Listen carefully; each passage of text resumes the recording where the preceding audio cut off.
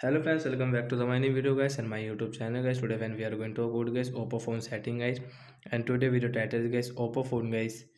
How can we fix guys phone color inversion setting?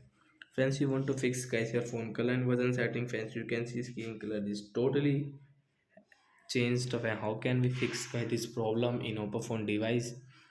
Today friends, I will tell you. So before start the video guys, first of all go and subscribe the channel guys, click the bell icon and like the video. So first of all guys, we will on guys our phone setting guys.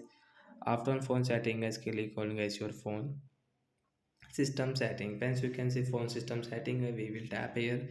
Accessibility setting guys, you will have to on it.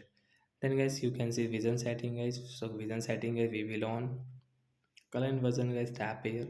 Right side this icon guys, and friends, you can see about this function guys, how to use this color inversion setting. So I read this right side green icon guys, tap here to fix guys your color inversion problem guys.